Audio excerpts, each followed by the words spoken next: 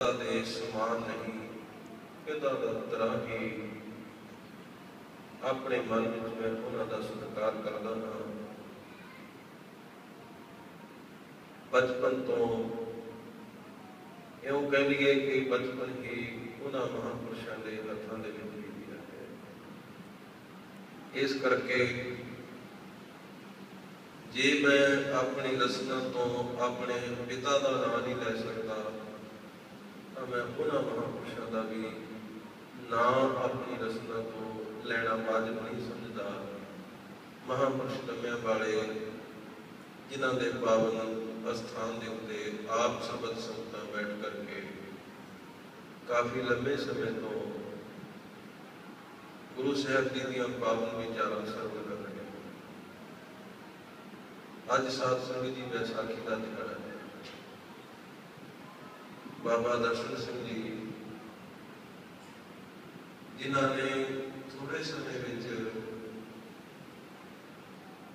ਕੁਝ ਪ੍ਰਮਾਣ ਜੋ ਇਸ ਦਿਹਾੜੇ ਦੀ ਯਾਦ ਨੂੰ ਤਾਜ਼ਾ ਕਰਦੇ ਨੇ ਆਪ ਜੀ ਦੇ ਨਾਲ ਸਾਂਝੇ ਕੀਤੇ। ਅੱਜ ਸਾਧ ਸੰਗਤ 314 ਸਾਲ ਹੋ ਗਏ। ਅੱਜ ਤੋਂ 314 ਸਾਲ ਪਹਿਲਾਂ ਤਖਤ ਸ੍ਰੀ ਕੇਸਗੜ੍ਹ ਸਾਹਿਬ ਆਨੰਦਾਂ ਦੀ ਪੁਰੀ, ਜਿਸ ਪੁਰੀ ਨੂੰ ਗੁਰੂ ਤੇਗ ਬਹਾਦਰ ਪਾਤਸ਼ਾਹ ਜੀ ਨੇ ਮੁੱਲ ਲੈ ਕੇ ਵਸਾਇਆ ਸੀ ਤੇ ਸਿੱਖ ਜਗਤ ਦਾ ਇੱਕੋ ਇੱਕ ਅਜਿਹਾ ਇਕੱਠ ਹੋਇਆ ਹੈ ਜਿਹੜਾ ਸ਼ਾਇਦ ਨਾ ਪਹਿਲਾਂ ਕਦੇ ਹੋਇਆ ਸੀ ਤੇ ਨਾ ਮੁੜ ਕੇ ਕਦੇ ਹੋਏਗਾ। ਗਿਣਤੀ ਦੇ ਪੱਖ ਤੋਂ ਭਾਵੇਂ ਇਕੱਠ ਬਹੁਤ ਹੋ ਗਏ ਹੋਣਗੇ ਇਹ 314 ਸਾਲਾਂ ਦੇ ਵਿੱਚ, ਪਰ ਇਹੋ ਜਿਹਾ ਸਿਧਾਂਤ ਮੁੜ ਕੇ ਕਦੇ ਵੀ ਸੰਸਾਰ ਤੇ ਪ੍ਰਗਟ ਨਹੀਂ ਹੋਇਆ ਜੋ ਦਸ਼ਮੇਸ਼ ਪਿਤਾ ਨੇ ਅੱਜ ਦੇ ਦਿਹਾੜੇ ਤੇ ਕੀਤਾ।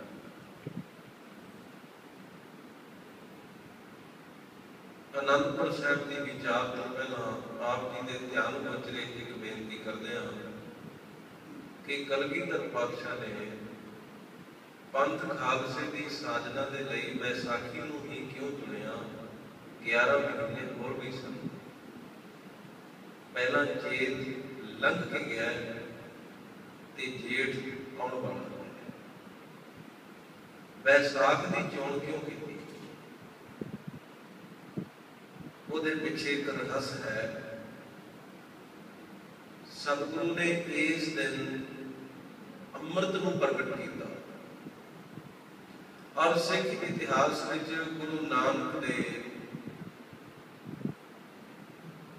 ਇਹ 10ਵੇਂ ਸਰੂਪ ਤੱਕ ਇਹ ਦੂਸਰਾ ਵੇਲਾ ਸੀ ਜਦੋਂ ਗੁਰੂ ਨਾਨਕ ਨੇ ਇਹ ਅੰਮ੍ਰਿਤ ਅਨੰਦਪੁਰ ਸਾਹਿਬ ਵਿਖੇ ਪ੍ਰਗਟ ਕੀਤਾ। ਇਸ ਤੋਂ ਪਹਿਲਾਂ ਇੱਕ ਅੰਮ੍ਰਿਤ ਤਾਂ ਇੱਕ ਹੈ, ਪਰ ਅੰਮ੍ਰਿਤ ਦਾ ਇੱਕ ਸਰੂਪ ਪੰਚਮ ਪਾਤਸ਼ਾਹ ਦੇ ਰੂਪ ਦੇ ਵਿੱਚ ਅੱਜ ਦੇ ਦਿਨ ਸ਼੍ਰੀ ਅੰਮ੍ਰਿਤਸਰ ਸਾਹਿਬ ਦੀ ਧਰਤੀ ਤੇ ਪ੍ਰਗਟ ਕੀਤਾ ਸੀ। ਜਿਸ ਅੰਮ੍ਰਿਤ ਦੇ ਸੋਮੇ ਦੇ ਅੰਦਰ ਸਦੀਆਂ ਬੀਤ ਗਈਆਂ, ਗੁਰਬਾਣੀ ਨੇ ਵੀ ਇਹ ਮੋਹਰ ਲਗਾ ਦਿੱਤੀ, ਡਿੱਠੇ ਸਭੇ ਥਾਪ ਨਹੀਂ ਤੁਧ ਜਿਹਾ। ਜਿਸ ਵਕਤ ਬੀਬੀ ਰਜਨੀ ਦੇ ਪਤੀ ਨੇ ਉਸ ਛੱਪੜ ਦੇ ਵਿੱਚ ਇਸ਼ਨਾਨ ਕਰਕੇ ਆਪਣਾ ਸਰੂਪ ਬਦਲ ਲਿਆ, ਕਾਮਾਂ ਨੂੰ ਵੇਖ ਕੇ ਮਨ ਦੇ ਵਿੱਚ ਇਹ ਭਾਵਨਾ ਪ੍ਰਗਟ ਹੋਈ, ਜਿਹੜੇ ਹੰਸ ਬਣ ਕੇ ਸਰੂਪ ਬਦਲ ਕੇ ਨਿਕਲਦੇ ਸਨ। ਬੀਬੀ ਵਾਪਸ ਆਈ, ਬੀਬੀ ਨੂੰ ਸ਼ੰਕਾ ਹੋਇਆ, ਨਿਰਣਾ ਹੋਇਆ ਕਿ ਇਹ ਸ਼ੰਕੇ ਨੂੰ ਕੇਵਲ ਤੇ ਕੇਵਲ ਗੁਰੂ ਅਰਜਨ ਦੇਵ ਮਹਾਰਾਜ ਘਟਾ ਸਕਦੇ। ਸ਼ਿਕਾਇਤ ਸਤਿਗੁਰੂ ਦੇ ਦਰਬਾਰ ਦੇ ਵਿੱਚ ਪਹੁੰਚੀ। ਪੰਚਮ ਪਾਤਸ਼ਾਹ ਕਹਿਣ ਲੱਗੇ ਕਿ ਅਸੀਂ ਖੁਦ ਜਾ ਕੇ ਉਹ ਜਗ੍ਹਾ ਵੇਖਣਾ ਚਾਹੁੰਦੇ ਹਾਂ ਜਿਸ ਦੇ ਕਾਰਨ ਤੁਹਾਡਾ ਇਹ ਝਗੜਾ ਪਿਆ। ਸਤਿਗੁਰੂ ਆਪ ਚੱਲ ਕੇ ਉਸ ਜਗ੍ਹਾ ਤੇ ਗਏ। ਬੀਬੀ ਰਜਨੀ ਦੇ ਪਤੀ ਨੇ ਇਸ਼ਾਰਾ ਕੀਤਾ, ਸੱਚੇ ਪਾਤਸ਼ਾਹ ਇਸ ਛੱਪੜ ਦੇ ਵਿੱਚ ਮੈਂ ਇਸ਼ਨਾਨ ਕਰਕੇ ਆਪਣੇ ਕੋੜ ਨੂੰ ਖਤਮ ਕੀਤਾ ਹੈ। ਗੁਰਦੇਵ ਪਾਤਸ਼ਾਹ ਕਹਿਣ ਲੱਗੇ, ਭਾਈ ਇਹ ਛੱਪੜ ਨਹੀਂ ਹੈ, ये तो अमृत का सुमन है। सर सरोवर का होंदा है अमृत सर, ये तो अमृत का सरोवर है, ये कोई छप्पड़ नहीं। और एक वो सरोवर है जिसनों मेरे पिता गुरु रामदास महाराज जी ने आप हाथी तैयार करवाया। तीसरे पातशाह तो जो हुक्म होया सी, बस मैं इस दिन की उड़ीक विच सां कि अकाल पुरख वाहिगुरु गुरु साहब जी इत्थे कोई एक ऐसा कौतक कर देण, उस कौतक तो बाद अपने पिता को मिली हुई ड्यूटी को निभा के मैं इस सरोवर की सेवा शुरू करा। कहण तो भाव कि बैसाखी का अज का दिन सी जदों अमृतसर साहब का पावन पवित्र सरोवर प्रगट होया सी। और सतगुरु ने ये वचन भी किया सी बीबी रजनी के पति वाल वेख के कि भाई इत्थे एक कूड़ी नहीं, इत्थे तां लखां करोड़ां कूड़ी इस अमृत के सरोवर विच इशनान करके उन्हां दे जीवन पवित्र होणगे। रामदास सरोवर नहाते सब उतरे पाप कमाते, निर्मल होए कर इशनान। और गुरु साहब जी ने जिस वक्त ये सरोवर तैयार करवाया, हरमंदिर साहब की स्थापना करके एक मर्यादा बन दी कि उत्थे 8 पैर कीर्तन दियां बाणी दियां धुनां दा प्रचार होना है। 5 तत्तां विचों पानी एक अजिहा तत्त है जिहड़ा शब्द नूं बहुत छेती पकड़दा है, शब्द की पकड़ करदा है। गुरु साहब जी ने बाणी अते पानी दा 5वें स्वरूप दे विच मेल करके अमृत दा सरोवर रच दिता। ते इधर गुरु साहब जी ने हुण खंडे बाटे दा अमृत अज दे दिन प्रगट किया ते मर्यादा अपने पिता पुरखा वाली रखी। बाणी अते पानी दे संबंध द्वारा इस अमृत दे सोमे नूं अज आनंदपुर साहब की धरती ते प्रगट किया। ते इस अमृत दे विच भी बाणी का संबंध जुड़िया। ते इस करके सतगुरु ने बैसाखी दे दिहाड़े नूं चुनिया खालसे दी साधना। खालसा किसनूं कहंदे ने? पुराने समय में साध संगत एक घिओ के डब्बे आउंदे सी, हुण तां पता नहीं, मैं देखिया नहीं काफी देर तो, उहदे ते लिखिया हुंदा सी खालस घिओ। भाव की हुंदा सी कि ये वो घिओ है जिहदे विच कोई मिलावट नहीं। खालस का अर्थ हुंदा मिलावट तो है।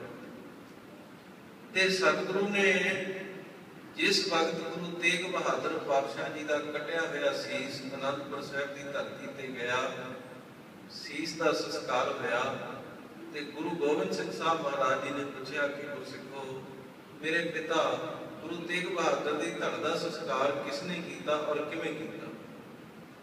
ते दसिया महाराज कि तुहाडे एक शाहूकार सिख ने लुक के मौके की सरकार को छुप के सतगुरां दा सत्कार ते सहज संस्कार किया।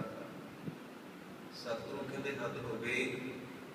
गुरु साहब जी कुर्बानी देन सारी दुनिया के सामने सतगुरु ने अपना शीश भेंट कर दिता। उस चांदनी चौक विच बैठ के, उस चौराहे विच बैठ के जिथे पूरी दुनिया ने देखा ते मेरे पिता की कुर्बानी ते वो पिता दे सिख अखवाउण वाले उन्होंने संस्कार किया, वो भी लुक के। सतगुरु कह लगे गुरसिखो आने वाले समय में तुहाडा ऐसा स्वरूप बन जाएगा जे सिख अपने मुंहों भी आखे कि मैं सिख नहीं हाँ तो कोई मनण नूं तैयार नहीं होएगा। तुहानूं वखरा स्वरूप दे दिता जाएगा। भावें कि अज के समय में जोर लग रहा दुनिया का कि गुरु गोबिंद सिंह साहब महाराज के कीते हुए इस वचन नूं असीं थलना है भी सच्चे पातशाह तुसीं तां कहंदे सी कि कोई पछाण नहीं सकूगा, भी कोई बिना पछाण तो रह नहीं सकूगा, ते असीं जोर ला दिता भी साडी कोई पछाण नहीं होगी भी ये हिंदू है जां ये मुसलमान है। अद्धियां किते तां जिहड़ा सरूप ने वो मुसलमानों वाले बनाए हुए ने अपने चेहरे मूहरे, किसी ने हिंदुआं वांग मुंडन किया होया, जोर लग्या होया, पर गुरु कलगीधर पातशाह के वचन अजाई नहीं जाने, सिख की होंद नहीं कदे मिट सकती। ते सतगुरु पातशाह जदों खालसे की साजना की साध संगत, कुछ महीने गुरु गोबिंद सिंह साहब महाराज बहुत गंभीर अवस्था में रहे। सतगुरु ने किसी को नहीं मिले, ना मिले ना किसी नाल बातचीत की। एकांत में कई घंटे जे सतगुरु एक जगह देखने लगे तो उधर को ही वेखी गए, नजर लगा। सिखा विच बेचैनी हो गई कि आखिर गुरु नूं की हो गया, ऐसी अवस्था क्यों बना गई। ते बहुत लंबे समय दियां सोचां तो बाद एक दिन समा आया, कलगीधर पातशाह ने हुक्म किया कि गुरसिखो, जिथों तक भी गुरु नानक की सिक्खी बसी हुई है, हुक्म दे दो कि बैसाखी वाले दिन सारा सिख जगत आनंदपुर साहिब की धरती पर एकत्र हो जाए। और सरकार को भी इस गल की सूह मिली। औरंगजेब ने एक अपना विश्वास पात्र सूहिया भेजा। इतिहासकारों ने बहुत कुछ लिखा, किसी ने 9 लाख का कट लिखा, किसी ने 40,000 का, किसी ने 80,000 का, पर तकरीबन विद्वानों ने 80,000 के कट को बहुत विद्वानों ने प्रमाणित किया। ये भेजे हुए सूहिए ने औरंगजेब को एक रिपोर्ट लिखी है। वो लिखता है, औरंगजेब, ये मेरी जिंदगी की आखिरी रिपोर्ट है जी मैं तेन भेजन लगी। भेजन मैं इस करके लग्या क्योंकि मैं तेरा निमक खादा है, ये मेरा फर्ज बनता है, पर आखिरी इस करके है जो अज गुरु गोबिंद सिंह साहब ने इतने खेड खेडी है, उन्होंने देख के मैं इन्ना प्रभावित होया कि अज मैं भी गुरु का सिख बनने का फैसला लै चुके हाँ। पर तेन मैं ये दसना चाहना कि 80,000 का इकट्ठ सजया। गुरु गोबिंद सिंह साहब महाराज ने एक तंबू कनाल तनवा के उच्ची जगह पे सतगुरु जी उस तंबू दे विचों निकले और म्यान दे विचों तलवार नूं धोया ते गुरु ने इको वचन किया कि अज कोई सिक्खी कमाउण वाला उठे, मैनूं एक सीस की लोड़ है। उठो अज कोई जिहड़ा गुरु लई सीस भेंट कर सकता है। ते ओह कहंदा है, भाई संतोख सिंह जी भी लिखते हैं, ये वचन सुनने की देर सी। कहते बहुत सारी गिणती दे विच तां सिर क्यों झुक के जिवें कोई बंदा शर्म नाल शर्मशार होया होंदा, नीवियां पै एक तां बैठ के सिर झुका के, एक लागे आपस में गल्लां करन, एक दूए नूं पुछण लागे भी आ की हो गया। पता आए सी पता नहीं अज गुरु गोबिंद सिंह साहब महाराज की कहणगे की दसणगे, ते सतगुरु तां नवीं गल शुरू कर दी। शायद गुरु साहब जी एकांत में इतनी देर रहे, पता नहीं की गल है, पर यह गल चंगी नहीं। देखो वढ़न वास्ते जानवर बड़े ने, जो कोई वढ़ टुके करनी है उन्होंने कर लैन। बंदे वढ़ने वाला तो काम अज तक कदे गुरु नानक साहब महाराज तो लेके चलिया नहीं सी। ये गुरु साहब ने किहड़ी मर्यादा तोड़ दी। एक तो गल्लां ही करते हैं ते कुछ जिहड़े पिछे जे बैठे सी वो कहते भी गल सुन लो हुण एक भी हजे तो सीस मंगिया ही है, किते ये ना होवे मुड़ के पड़ के ठल्लण लग जाए विचों भी फिर भजना औखा हो जाना। उन्हें चुप करके अपना खिसकन की गल करो। भाई साहब ने लिखा, कहते जोश हुए गुण के बाहर गए एक ठुण के। भाई जड़े कच्चे सी झड़ के हो छड्ड के भज गए। इतने नूं लाहौर शहर के रहने वाले दया राम नामे खत्री सिख उठे। ਦੇਖਿਆ, ਨੇਤਰਾਂ ਦੇ ਵਿੱਚੋਂ ਜਲ ਵੀ ਵਹਿਆ, ਨਮਸਕਾਰ ਵੀ ਕੀਤੀ, ਸਤਿਗੁਰੂ ਮੇਰਾ ਸੀਸ ਹਾਜ਼ਰ ਹੈ। ਪਰ ਇੱਕ ਖਿਮਾ ਚਾਹੁੰਦਾ, ਖਿਮਾ ਮੈਂ ਇਸ ਕਰਕੇ ਚਾਹੁੰਦਾ ਕਿ ਮੈਂ ਤੁਹਾਡੇ ਬਚਨ ਤੋਂ ਬਾਅਦ ਥੋੜੀ ਜਿਹੀ ਵਿੱਥ ਪਾਈ, ਉੱਠਣ ਲਈ ਥੋੜਾ ਜਿਹਾ ਸਮੇਂ ਦਾ ਗੁਰੇਜ਼ ਦੇ। ਸਤਿਗੁਰੂ ਉਹ ਗੁਰੇਜ਼ ਮੈਂ ਇਸ ਕਰਕੇ ਕੀਤਾ ਕਿ ਜੇ ਮੈਂ ਤੁਹਾਡੀ ਆਵਾਜ਼ ਦੇ ਨਾਲ ਹੀ ਉੱਠ ਖੜਾ, ਕਿਤੇ ਮੇਰੇ ਅੰਦਰ ਕੋਈ ਹੰਕਾਰ ਦਾ ਅੰਸ਼ ਨਾ ਹੋਵੇ। ਮੈਂ ਇਸ ਕਰਕੇ ਸ਼ਾਇਦ ਕੋਈ ਹੋਰ ਗੁਰੂ का सिख मर जीवड़ा ये सेवा करनी चाहता होवे, इतना समा मैं लाया, उसकी खिमा ते मेरा शीश त्याग। जो इतिहास में गुरु साहब जी ने वचन किए, कहते घरों लड़के आए, कह लगे नहीं मरना, फिर जीवन तो दुखी हो चुके हैं, कहते नहीं मरना, फिर क्यों मरना चाहना है? कह लगे सतगुरु तुहाडा वचन है, ना मैं जीवन तो निराश हाँ, ना मैं मरना चाहना हाँ, मैं तो केवल अपने गुरु दे वचन नूं उच्चा चुकना चाहना हाँ, जिन्हों पंचम पातशाह कहते ने हाउ गोसाई दा पहलवानड़ा, मैं गुरमिल उचित मानना। सब होई छिंज इकट्ठियां, दईओ बैठा वेखै आप। शीस तंबू दे विच लिजा के सतगुरु जी ने शीस लिया, धड़ तो वख किया। भाई धर्मचंद जी उठे, भाई मोहकम चंद जी उठे, भाई साहिब चंद जी उठे, भाई हिम्मत चंद जी उठे, और हिंदुस्तान की चारे दिशावां दे विचों और वखरिया वखरिया जातां दे नाल संबंध रखने वाले 5 गुरु के सिख जिन्हां ने सतगुरु दे अगे सतगुर आगे शीश भेट दिओ, गुरबाणी दे इन्हां पावन वचनां ते फुल चढ़ा के अपने शीश भेट कर दिते। उस तो बाद सतगुरु ने वो लिखदा कि औरंगजेब जदों पंजां दे शीश धड़ नालों वखरे कर दिते, फिर गुरु गोबिंद सिंह साहब ने एक कड़ाही मंगाई बिना घूमे, वो इशारा सी बाटे, उन्होंने बाटे का ज्ञान नहीं सी, पर उन्हें लिखा कि कड़ाही मंगाई पर जिहदे कुंडे है, कुंडियां तो रहत कड़ाही मंगा के ਉਹਦੇ ਵਿੱਚ पानी पाया। मैनू ये तो नहीं पता चलिया कि गुरु ने कलाम किहड़ी पढ़ी है, क्योंकि वो मुसलमान सी सुनी।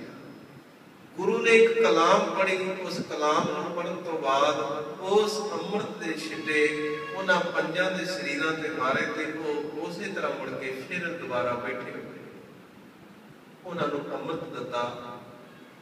गुरु ने उन्हां नूं मर्यादा दी, उन्हां नूं 5 ककार दिते, ते फिर कहण लगा औरंगजेब हद हो गई इस गल दी कि अज गुरु गोबिंद सिंह साहब महाराज ने जदों तो सृष्टि रूपमान हुई है, उदों दी चली हुई मर्यादा नूं एक वखरा ही रूप दे दिता कि अज तक गुरु ते चेले दा संबंध तां जुड़िया सी।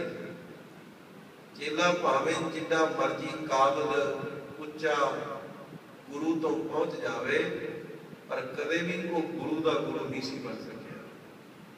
पर गुरु गोबिंद सिंह साहब नूं मैं वेखिया कि उन्हां नूं ओही अमृत दी दात दे के गुरु गोबिंद सिंह साहब भी वीर आसन होके बैठ गया ते हाथ जोड़ के बेनती की, खालसा जी कृपा करके अज मैनू भी अमृत दी दात दे के अपना चेला बना। वह प्रगट्यो मर्द अगमड़ा वरियाम अकेला, वाह वाह गोबिंद सिंह आपे हो। आप अमृत छकिया ते कई साध संगत इस गल ते शंका भी करते हैं, आके जी शीश नहीं सी बड़े, उत्थे बकरे बड़े सी। इतिहासकारां ने अजिहा कुछ नहीं लिखा, किसी ने लिखा नहीं जी थोड़ा थोड़ा खून ले लिया सी, क्यों ते खूनदान कैंप लग्या सी ना गुरु साहब दे।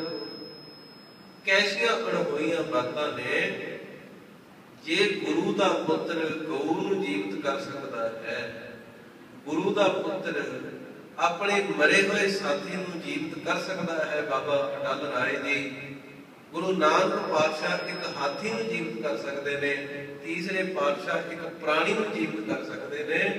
की गल भाई गुरु गोबिंद सिंह साहब महाराज पंज सिखां नूं भी जीवित नहीं सी कर सकते? ऐसा नहीं है। सतगुरु ने आप पहुल दा अमृत छकिया और फिर जिथे सारे सिखां नूं छकाया उत्थे परिवार नूं भी छकाया। कई कहते हैं इतिहास में यह भी जिक्र नहीं है कि गुरु साहब ने माता गुजर कौर ने अमृत ही नहीं सी छकिया, इस करके गुजर कौर नहीं कहना चाहिए, माता गुजरी कौर। पहली तो गल यह है भी जिहड़े गुजरी सुंदरी ये नौ ने, ये जिहड़ी आप तो छोटी उम्र दे विच बच्ची होवे उहदे लै जांदे ने। इस तरह सत्कारयोग भैण दे जां माता दा नाम इस तरह नहीं कोई लंदा। जे अपनिया संसार दे विच मावां धीआं भैणां जिहड़ियां सातों वड्डियां ने उन्हां दे असीं अद्धे नौ लैण तो गुरेज करदे हां, ते गुरु साहिब जी दे माता ते गुरु साहिब दे महलां दे असीं नौ लैंदे हां। इक्को दिन विच चारा साहिबजादियां ने और तिन्ने मातावां ने, माता गुजर कौर ने अमृतपान किया। इहदा सबूत मिलिया जदों तख्त श्री केसगढ़ साहिब जी की नींह पत्थर महापुरुष संत बाबा अतर सिंह जी की अगवाई में 5 महापुरुष लगे, जिन्होंने संत बाबा मगर सिंह जी रामगढ़ वाले, संत बाबा गुरमुख सिंह जी तो संत बाबा हरि सिंह जी कराहे वाले, इन्हां 5 महापुरुषों ने जिस वक्त नींह पत्थर रखा ना तख्त साहब का, उतों सोने के पत्थरे मिले जिन्हों के उत्ते लिखा सी कि अज के दिन गुरु साहब जी के परिवार ने अमृतपान किया। कि असीं ये सिद्ध करना चाहते हैं कि जिहो जे असीं आप हाँ साडे घर विच तां सिੱਖੀ है नहीं, पर लोगों को असीं उपदेश देण वास्ते तुरे। गुरु साहब भी ऐसा नहीं हो सकता। गुरु ने जो उपदेश दिता है साध संगत आप कमा के दिता है। सो सतगुरु पातशाह जी ने ये महान कृपा की अज के दिन खालसा पंथ की साधना की। फिर उस तो इलावा जो जलियांवाले बाग दे विच नरसंहार होया वो अज दे दिन होया। जे देह धारीए उस निरंकारीए ने सिख कौम के 13 गुरु के बाणी पढ़न वाले सिखां नूं शहीद किया ते 1978 दे विच वो सासत घटना अज दे दिन वापरी। इस करके बड़ा महान दिहाड़ा है। वैसाख तीन को वाडियां जिन्ना प्रेम विश्व। सतगुरु जी ने संग्राम के इस दिहाड़े को वैसाखी का त्योहार जिहड़ा सी दिहाड़ा सी, ये गुरु अमरदास महाराज जी ने सब तो पहला गोइंदवाल साहिब दे विच ये मनाउणा आरंभ किया। बाबा बुढ़ा साहिब जी ने बेनती की, महाराज कोई साल दे विच एक दिहाड़ा चुनो जदों सारी संगत इकट्ठी हो जाए। तो सतगुरु ने कहा फिर इहदे लई वैसाखी का दिहाड़ा नियत किया। अज के दिन सारी संगत इकट्ठी होंदी। अज भी गोइंदवाल साहब उस तरह सीना पसीना बहुत भारी जोड़ मेला जुड़ता है। सो साध संगत जी, सो गुरु साहब जी दी महान बख्शिशां कि सतगुरु पातशाह जी ने सानू एडा वड्डा इतिहास, एडा वड्डा सिद्धांत ते गुरबाणी का जीवन दिता। और दसम पातशाह ने अपनी रचना विच एक गल कही, क्षत्रिय को भूत हो ब्राह्मण को न है, कै तप आवत है जो करो, और जंजार जितो ग्रह को, तोहे त्याग कहाँ चित मोह धरो, अब रीझ कहता है वह हमको, जो तो बेनती कर जोर करो, जब आपकी और निधान बने, अत ही रन में तब जूझ करो। ये पावन वचन श्री दसम ग्रंथ साहिब जी की बाणी दे विच, जिस बाणी तो बहुत सारे लोगों को अज भाई एलर्जी भी होती है, उस बाणी दे विचों जाप साहिब की बाणी है जिहड़ी सानू सतगुरु जी ने मर्यादा विच दित्ती। जिस बाणी दे विच 1100 बार अकाल पुरख नूं नमस्कार किया गया है। सानू जीवन दिता कि एक जाप साहिब का पाठ करने वाला गुरु का सिख 1100 बार अकाल पुरख नूं नमस्कार कर लेगा। ਸੋ ਸਤਿਗੁਰੂ ਪਾਤਸ਼ਾਹ ਜੀ ਨੇ ਸਾਨੂੰ ਇਹ ਬਖਸ਼ਿਸ਼ਾਂ ਕੀਤੀਆਂ ਹਨ। ਗੁਰੂ ਸਾਹਿਬ ਜੀ ਕਿਰਪਾ ਕਰਨ ਭਾਈ ਜਿਨ੍ਹਾਂ ਨੇ ਹਜੇ ਤੱਕ ਖੰਡੇ ਬਾਟੇ ਦਾ ਅੰਮ੍ਰਿਤਪਾਨ ਨਹੀਂ ਕੀਤਾ, ਕਿਉਂਕਿ ਇਸ ਜੀਵਨ ਦੇ ਵਿੱਚ ਤਿੰਨ ਤਰ੍ਹਾਂ ਦੇ ਦੁੱਖ ਪੈਂਦੇ ਨੇ। ਸਤਿਗੁਰੂ ਕਹਿੰਦੇ ਜਾ ਕੋ ਮੁਸ਼ਕਲ ਅਦ ਬਣੈ ਢੋਈ ਹੋਏ ਨਾ ਦੇ, ਲਾਗੂ ਹੋਏ ਦੁਸ਼ਮਣਾ ਸਾਖ ਤੇ ਭੱਜ ਖਲੇ, ਸਭੋ ਭਜੈ ਆਸਰਾ ਚੁਕੈ ਸਭ ਉਸਰਾਓ, ਚਿਤ ਆਵੈ ਉਸ ਪਾਰ ਬ੍ਰਹਮ ਲਗਨ ਤਤੀ।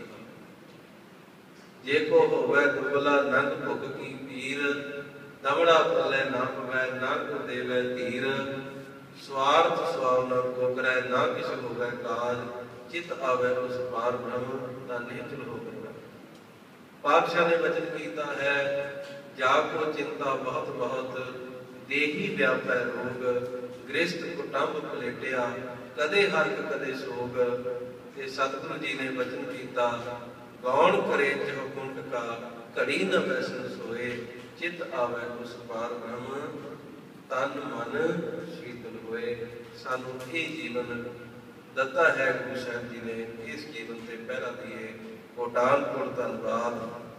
ਧੰਨ ਧੰਨ ਸਾਹਿਬ ਸ੍ਰੀ ਗੁਰੂ ਗ੍ਰੰਥ ਸਾਹਿਬ ਜੀ ਮਹਾਰਾਜ ਜੀ ਦਾ ਔਰ ਆਪ ਸਰਬੱਤ ਸੰਤਾਂ ਦਾ ਵਿਸ਼ੇਸ਼ ਕਰਕੇ ਅਤੀ ਸਤਿਕਾਰਯੋਗ ਮਹਾਂਪੁਰਸ਼ ਬਾਬਾ ਜੀ ਲੰਮਿਆਂ ਵਾਲਿਆਂ ਦਾ ਅਤੇ ਉਹਨਾਂ ਦੇ ਸੁਪੁੱਤਰ ਦਾਸ ਦੇ ਭਰਾ ਬਾਬਾ ਅਮਰਾਓ ਸਿੰਘ ਜੀ, ਜੋ ਕਿ ਬਹੁਤ ਚਾਅ ਨਾਲ ਸਿੱਖ ਸੰਗਤਾਂ ਦੀ ਸੇਵਾ ਦੇ ਵਿੱਚ ਜੁਟੇ ਹੋਏ ਹਨ। ਸਤਿਗੁਰੂ ਦੀ ਕਿਰਪਾ ਕਰਨ ਕਿ ਇਹਨਾਂ ਨੂੰ ਹੋਰ ਬਲ ਬੁੱਧ ਉਦਮ ਬਖਸ਼ ਕੇ ਇਸੇ ਤਰ੍ਹਾਂ ਗੁਰਸਿੱਖਾਂ ਦੀ ਸੰਗਤ ਅਤੇ ਸੇਵਾ ਕਰਨ ਦਾ ਬਲ ਬੁੱਧ ਬਖਸ਼ਿਸ਼ ਕਰਨ। ਹੋਈਆਂ ਗਲਤੀਆਂ ਕਰਨਾ ਚੁੱਕਾਂ ਦੀ ਖਿਮਾ ਜੀ ਬੁਲਾਓ ਅਤੇ ਵਾਹਿਗੁਰੂ ਜੀ ਕਾ ਖਾਲਸਾ ਵਾਹਿਗੁਰੂ ਜੀ ਕੀ ਫਤਿਹ। ਵਾਹਿਗੁਰੂ ਜੀ ਕਾ ਖਾਲਸਾ ਵਾਹਿਗੁਰੂ ਜੀ ਕੀ ਫਤਿਹ।